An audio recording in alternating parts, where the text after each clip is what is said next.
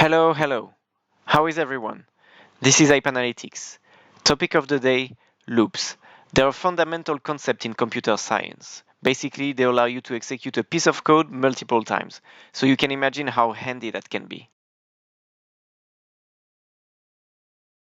First, for loops, which are loops that repeat an action a fixed number of times. One way to build for loops is using lists. The syntax is first you start with the keyword for, obviously. Then you come up with a variable. It can be anything. So I'm going to choose YOLO.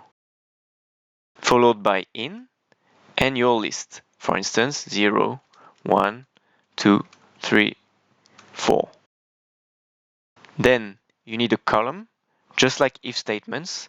And just like if statements, you need a tab on the next line. And the action I want to repeat is to print multiple times the message, what's up? You see, the message has been printed 5 times because there are 5 elements in the list.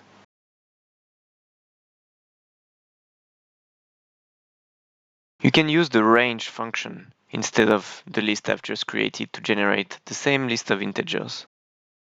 To do that, you just write range 5. In range 5, you have all integers between 0 and 4. 5 is excluded. And you can see the result is the same. In the two examples above, we haven't used the loop variable, YOLO, again in our code. But in practice, you quite often use it. So instead of printing what's up, I can just print YOLO. And you can see that the contents of my list have been printed successively. And you don't have to iterate through integers in Python. For instance, you can iterate through letters in a string. As we saw in the previous video, strings behave kind of like lists. An example would be for letters in Macarena as a string,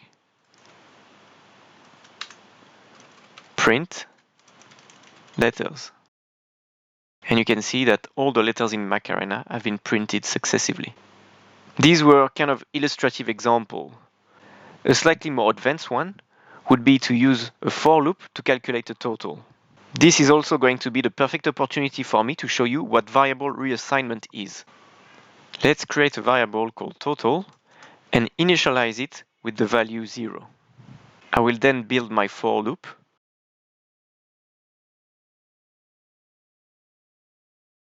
Let's say, for instance, I want to calculate the sum of the integers between 0 and 9. I would write total equals total plus I. This would be wrong quite often in mathematics, because the only case where that would be correct is if I is equal to 0. But this equal sign, as we saw previously, is not a mathematical equal sign. This is just how you assign a value to a variable. And what we have on the screen just means that in the total box, put the previous value of total and add successively 0, 1, 2, 3, and so on and so forth until 9. 45. I know you're a skeptical audience, and you should be, so let's put this to the test. The answer is still 45. So this is basically how for loops work. Now we can move on to while loops. These loops repeat the code until your while condition becomes false. So potentially a while loop could run forever. Let's take an example. I'm going to create a variable that I call self-esteem, and in there I'm going to put a score of 5. The syntax of a while loop starts with while, obviously, followed by a condition, just like you would have a condition in an if statement. I put brackets, you don't have to. And my condition is going to be while my self-esteem is strictly greater than 0, I want you to print self-esteem left and then the current value of my self-esteem, followed by print Ape Analytics publishes a video. Finally, I'm going to update the value of self-esteem, just like we did before, by taking out 1 point of self-esteem for each video published. Believe me, this is kind of how I feel. Here is the result. I start with a self-esteem of 5, and then every time I publish a video, my self-esteem goes down, and at the end, I stopped publishing video because my self-esteem reached 0, which made my while condition false. For a slightly more uplifting example, let's build a game. Spoiler alert, this game is not going to be great. First, I need a variable that I'm going to call answer, and I'm going to initialize it with an empty string. I'm going to build my while condition. While answer is different from no, I'm going to use the function input, which basically prompts the user to input a value. And I'm going to ask them the question, do you want to keep playing? And if they say no, I'm just going to print OK. So let's try it. My computer is asking me, do you want to keep playing? I'm going to say, yeah. It's asking me again, do you want to keep playing? I'll say, well, sure. It's asking me again, do you want to keep playing? Maybe. This is getting boring. That's it. Told you. This game is not great. This is all well and good, but I feel like we haven't done a lot of analytics so far in this Python for Analytics series. That's because I want to start from scratch and give you all the building blocks that you need.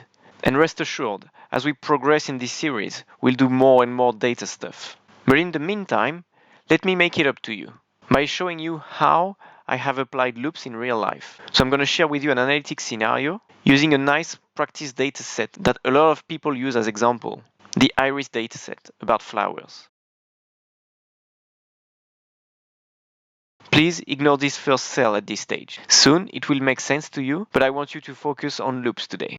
All this is doing is importing the data and some visualization packages that I need. Now you can pay attention again to the cell that I've highlighted. I have stored the numerical variables from the dataset in a list called numvars. You can see that there are 4 variables in there about the dimensions of the different elements of the flowers. The sepal length, the sepal width, the petal length, and the petal width. Let's say, as a data analyst, I want to understand at a glance what these 4 variables look like. What I'm thinking is 4 box plots, one for each variable, displayed in a 2x2 square. 2 rows and 2 columns. 4 slots in total. In Python terms, that means I could have a for loop for rows and a for loop for columns, one nested into the other.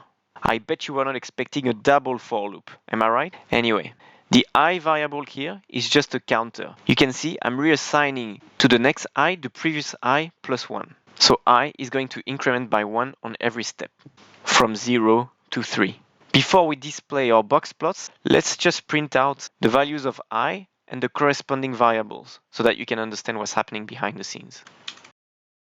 You see, I have my 4 variables here, and each of them has a value of I.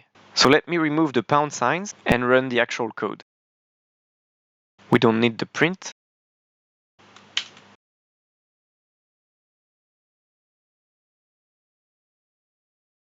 You can see that very easily we have our 4 box plots nicely laid out. Exactly what I promised. This is not a video about box plots, but in case you don't know, box plots are a nice visualization to get a feel for both the center and the spread of a distribution.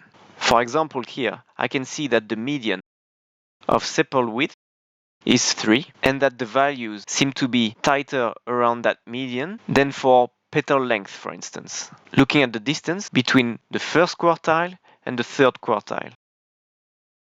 I hope this sneak peek was interesting and that you are now comfortable with the notion of loop.